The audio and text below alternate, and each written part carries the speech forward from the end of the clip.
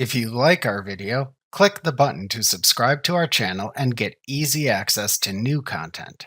To see our full suite of ad-free video courses, instruction manuals, and quick reference guides, visit us at www.teachucomp.com. You can enter a vendor credit in QuickBooks Online to return an item to a vendor or enter a credit for overpaying an earlier bill. To create a vendor credit in QuickBooks Online, click the plus new button in the navigation bar. Then click the vendor credit link under the vendors heading in the drop-down menu to open the vendor credit window. Select the name of the vendor from the vendor drop-down. The vendor's mailing address should then appear in the mailing address field.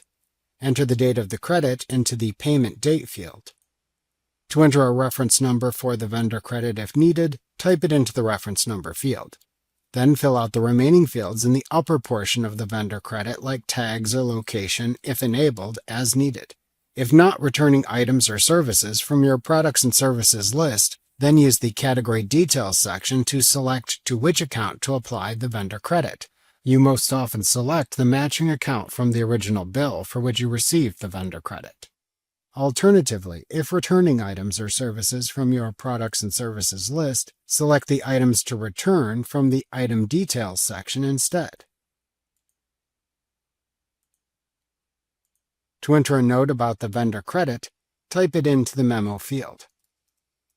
To attach a file to the vendor credit, use the Attachments field.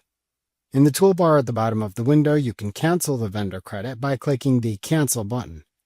To enter a recurring vendor credit if needed, click the Make Recurring button. This is not often needed by most businesses. To save the vendor credit and then open a new window or close the window, click or select a choice from the Save and New, Save and Close drop-down button in the toolbar in the lower right corner of the window. Remember to click the subscribe button to see more of our videos.